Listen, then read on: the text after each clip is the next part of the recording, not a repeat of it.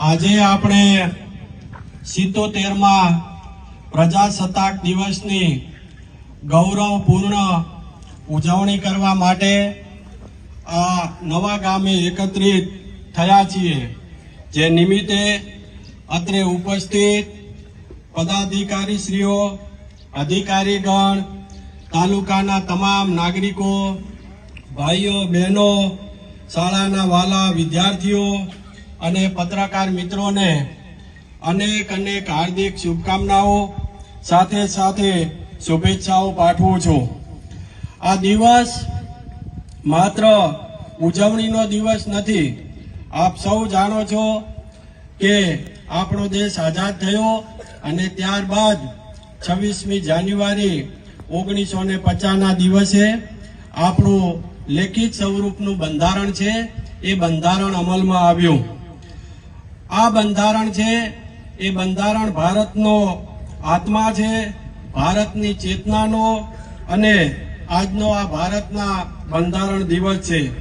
આજે આપણે રાષ્ટ્રધ્વજને સલામી આપીએ છીએ। આ સલામી ધ્વજની સાથે સાથે ભારતના બંધારણને, ભારતની લોકશાહીને અને ભારતના સામાન્ય નાગરિકની સર્વોચ્ચ સત્તાને આપીએ છીએ।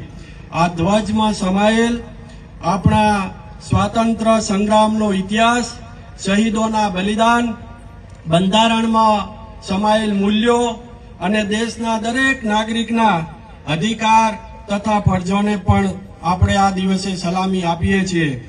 જ્યારે આપણે રાષ્ટ્રધ્વજને સલામી આપીએ છીએ ત્યારે સત્ય, અહિંસા, સમાનતા, ન્યાય અને બંધુત્વ જેવા મૂલ્યોને પણ સલામી આપીએ છીએ, જે મૂલ્યો પર આપણો આ ભારત દેશ એ ઊભું છે।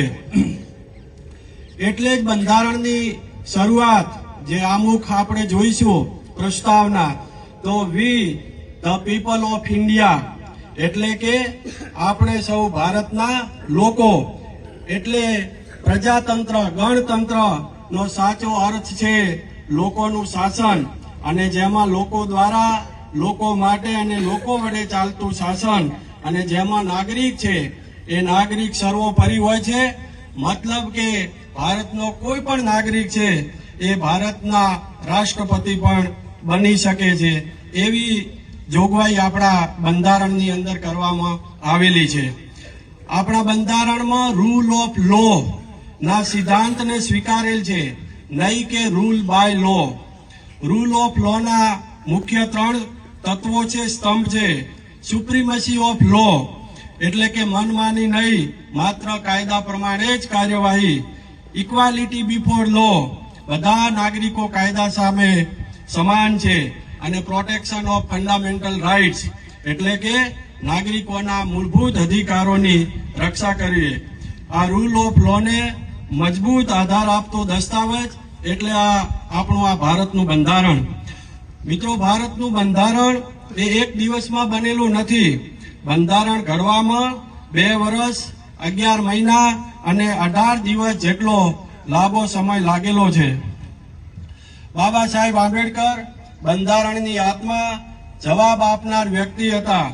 ભારત રત્ન ડોક્ટર બાબા સાહેબ આંબેડકર માત્ર કાયદાના નિષ્ણાત નહોતા, તેઓ સમાજના ઘા ઓળખતા વિચારક હતા। તેમણે કહ્યું, political democracy without social democracy not last long, અર્થાત જો સમાજમાં સમાનતા નહીં હોય, જો ગરીબ વંચિતને ન્યાય નહીં મળે, તો મતદાન માત્ર એક ઔપચારિકતા બની જશે। એટલે જ બાબા સાહેબ સમાનતા, માનવ ગૌરવ અને બંધુત્વના બંધારણના હૃદયમાં મૂક્યા। બંધારણનો ઉદ્દેશ, પ્રસ્તાવનાનું તત્વજ્ઞાન, બંધારણની પ્રસ્તાવના ભારતનું દર્શન છે। જસ્ટિસ એટલે કે ન્યાય, જેવા કે સામાજિક ન્યાય, સૌ પ્રથમ સામાજિક ન્યાય ઉપર ભાર મૂકવામાં આવ્યો છે, ત્યારબાદ આર્થિક ન્યાય અને ત્યારબાદ રાજકીય ન્યાય। લિબર્ટી એટલે કે સ્વતંત્રતા, જેવી કે સૌને વિચારવાની સ્વતંત્રતા છે, અભિવ્યક્તિની સ્વતંત્રતા છે, અને બિલીફ એટલે કે માન્યતાની પણ સ્વતંત્રતા રહેલી છે। ત્યારબાદ ઇક્વાલિટી એટલે કે સમાનતા, જેવી કે કાયદા સામે સમાનતા, બધી તકોની અંદર, ઓપોર્ચ્યુનિટીની અંદર તકની અંદર સમાનતા અને સૌને સરખું માન મળે એ માટેની ઇક્વાલિટીની પણ જોગવાઈ કરવામાં આવેલી છે.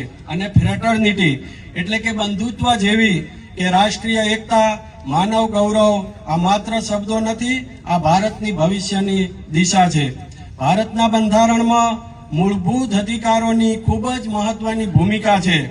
જેમ કે આર્ટિકલ 14, આપ સૌ જાણો છો કે ભારતના બંધારણની અંદર ફંડામેન્ટલ રાઇટ્સ પણ આપવામાં આવેલા છે અને એનો મુખ્ય ઉદ્દેશ છે કે ભારતના નાગરિકોને પોતાના મૂળભૂત અધિકારોનું રક્ષણ કરવું. રાજ્ય કોઈ પણ વ્યક્તિને કાયદા સામે અસમાન વર્તન નહીં કરે. મતલબ કે અમીર હોય કે ગરીબ, અધિકારી હોય કે સામાન્ય નાગરિક, કોઈ પણ પ્રકારના જાતિ, ધર્મ, લિંગ જેના આધારે રાજ્ય ક્યારે ભેદભાવ કરી શકે નહીં. આર્ટિકલ 15 કહે છે કે રાજ્ય છે એ ધર્મ, જાતિ, લિંગ, જન્મસ્થાનના આધારે કોઈ ભેદભાવ નહીં કરે. આર્ટિકલ 17 અસ્પૃશ્યતા સંપૂર્ણ રીતે નાબૂદ કરવામાં આવેલી છે.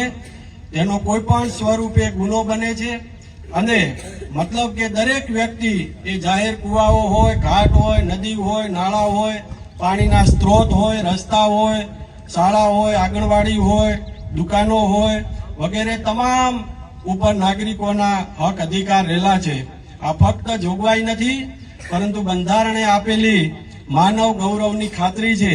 બાબા સાહેબે સ્પષ્ટ કહ્યું હતું કે સમાનતા વિના સ્વતંત્રતા અર્થહીન છે અને અસ્પૃશ્યતા નાબૂદી વિના સામાજિક ન્યાય અધૂરો છે.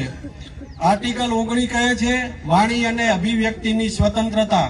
આપને સૌને આપ બોલી શકો છો એનું કારણ છે કે આપને આ આર્ટિકલ 19 થી એક સ્વતંત્રતા મળી છે.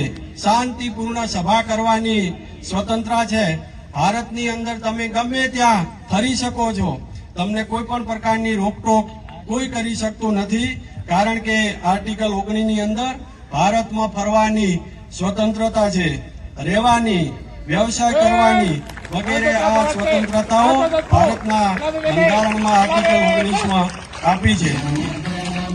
આર્ટિકલ 21 કહે છે દરેક નાગરિકને જીવન જીવવાનો અધિકાર છે તેમજ વ્યક્તિગત સ્વતંત્રતાનો પણ અધિકાર છે. અને આજ ભારતના બંધારણમાં આર્ટિકલ 32 છે એ નાગરિકને મૂળભૂત અધિકારોની સીધી રક્ષા આપે છે. કદાચ આપ સુવિધિ કરશો કે આપના કોઈ પણ ફંડામેન્ટલ રાઇટ્સનો કોઈ પણ ભંગ કરે તો તમે સીધા જ સુપ્રીમ કોર્ટની અંદર જઈ શકો છો. કારણ કે આર્ટિકલ 32 એ ભારત નાગરિકોને સીધા સુપ્રીમ કોર્ટમાં જવાની જોગવાઈ કરવામાં આવેલી છે. બંધારણે આપણને ફંડામેન્ટલ રાઇટ્સ આપ્યા પરંતુ સાથે સાથે ફંડામેન્ટલ ડ્યુટીઝ પણ આપી છે. આજે સમસ્યા એ નથી કે અધિકાર નથી, સમસ્યા એ છે કે આપણે ફરજ ભૂલાઈ ગઈ છે. જાહેર સંપત્તિને નુકસાન કરવું, મતદાન ન કરવું જેનાથી લોકશાહી નબળી બને છે, ભ્રષ્ટાચારને સહન કરવો જેનાથી ભ્રષ્ટાચાર એ લોકશાહીને ખોખલી કરે છે, કાયદા પર વિશ્વાસ મૂકે છે, તેમાં નૈતિકતાનો નાશ થાય છે. સાચો નાગરિક એ છે કે અધિકાર પહેલા નહીં, ફરજ પહેલા યાદા કરે. આપણા જ બંધારણની અંદર ફંડામેન્ટલ ડ્યુટીઝ એટલે કે મૂળભૂત ફરજોની પણ જોગવાઈ કરી છે અને અધિકાર વિના ફરજ એ અધૂરી લાગે. ફરજો એ લોકશાહીને જીવંત રાખે છે. દરેક નાગરિક કાયદાનું પાલન કરે, જાહેર સંપત્તિનું રક્ષણ કરે, શાંતિ અને સહિષ્ણુતા રાખે તો લોકશાહી મજબૂત બને છે. કચરો રસ્તા પર ન ફેંકવો, લાંચ ન આપવી, ખોટી અફવાઓ ન ફેલાવી, જંગલ અને પ્રાણીઓનું રક્ષણ કરવું આ બધું કાયદાથી નહીં પણ ફરજથી અને સમજથી થાય છે. રાષ્ટ્રીય એકતા માટે ફરજો અનિવાર્ય છે. બંધારણ કેટલું પણ સારું હોય પણ નાગરિકો ફરજો ભૂલી જાય તો તે જીવંત રહી શકતું નથી. આજનું ભારત એ યુવા ભારત છે. આ દેશ પાસે શક્તિ છે, બુદ્ધિ છે, સંભાવના છે, પરંતુ શક્તિ સાથે સંવિધાનિક શિસ્ત જરૂરી છે. ટેકનોલોજી સાથે માનવ મૂલ્યો જરૂરી છે. વિકાસ સાથે ન્યાય અને સમાનતા જરૂરી છે. ભાઈઓ બહેનો, આપ સૌ જાણો છો કે મહાત્મા ગાંધીજીએ આપણને સત્ય અને અહિંસા શીખવ્યા. સરદાર વલ્લભભાઈ પટેલે 562 જેટલા રજવાડાઓને જોડીને ભારતની એકતા બચાવી. સુભાષચંદ્ર બોઝે ત્યાગ અને શૌર્યનો માર્ગ બતાવ્યો. ભગતસિંહે સામાજિક ન્યાય અને દેશની સ્વતંત્રતા માટે હસતા હસતા ફાંસી સ્વીકારી. બંધારણના તમામ વિચારોનું સંયોજન છે. તેમજ આ 77માં ગણતંત્ર મહોત્સવની ઉજવણીનો ઉદ્દેશ દેશની ભાવિ પેઢીને ભારતના ભવ્ય ઐતિહાસિક વારસાની જાણકારી આપવી એ આપણી નૈતિક ફરજ હોય તેનું સ્મરણ કરી ગાંધીજી, સરદાર વલ્લભભાઈ પટેલ, સુભાષચંદ્ર બોઝ, સુખદેવ, ભગતસિંહ, રાજ્યગુરુના હસ્તે મળેલી અમૂલ્ય આઝાદી દ્વારા શિક્ષણ થકી આત્મનિર્ભરતા, સ્વરોજગારી અને સ્વદેશીનો વ્યાપ વિસ્તારવાનો છે. દેશની આઝાદીની લડતમાં યોગદાન આપનાર મહાત્મા ગાંધીજી, સરદાર વલ્લભભાઈ પટેલે દેશની એકતા અને અખંડિતતાને ટકાવી રાખવા તેમજ એકતા અને સમાનતા એ જ આપણી તાકાત છે તે બરકરાર રાખવી એ આપણી જવાબદારી બની રહે છે. તે આપણા રાષ્ટ્રની એકતા અને અખંડિતતાને વધુ મજબૂત બનાવીએ. આપ સૌ જાણો છો કે ચોટીલા તાલુકો આ જિલ્લાની આગવી ઓળખ છે. ચોટીલા એ સૌરાષ્ટ્રનું પ્રવેશ દ્વાર ગણાય છે. તેમજ ચોટીલા એ સૌરાષ્ટ્રનો સૌથી ઊંચો વિસ્તાર છે, જેનો ભૌતિક આકાર ઊંધી રકાબી જેવો છે. તાલુકામાં ચોટીલા ચામુંડા માતાજીનો ડુંગર, જરિયા મહાદેવનું મંદિર, દેવસર સૂર્યનારાયણ ભગવાનનું મંદિર આવેલ છે, જે સુરત દેવળ તરીકે ઓળખાય છે. તેમજ આ તાલુકામાં રાષ્ટ્રીય શાયર ઝવેરચંદ મેઘાણીની જન્મભૂમિના કારણે વિખ્યાત થયેલ છે. તેમજ નવાગામ પાસે ભોગાવો નદીનું ઉદ્ગમ સ્થાન છે. તેમજ આણંદપુર પાસેના વિસ્તારમાં મચ્છુ નદી પણ વહે છે. તેમજ પિયાવા ગામ પાસે આવેલ ભીમોરા ગામે ભીમોરાની પ્રખ્યાત ઐતિહાસિક ગુફાઓ આવેલી છે. તેમજ ચોબારી ગામે આવેલ વાવ આપણો સાંસ્કૃતિક વારસો છે. ખાસ કરીને ચોમાસાની સિઝનમાં ચોટીલા વિસ્તારમાં અનેક ડુંગરો આવેલા હોવાથી ધરતી અને વાદળોનો સમન્વય મોરના ટવકાથી વાતાવરણ સૌંદર્યમય બની જાય છે, જેનો આનંદ આપણે સૌ લઈ શકીએ છીએ. આઝાદી પછી ભારત દેશે કરેલા વિકાસ અને પ્રગતિ તેમજ આઝાદીનું મૂલ્ય જાણી નવી પેઢી આઝાદી પ્રત્યે સભાન બને તે માટે હજારો વર્ષ પુરાણી ભારતીય સંસ્કૃતિને જીવંત રાખવી એટલી જરૂરી છે.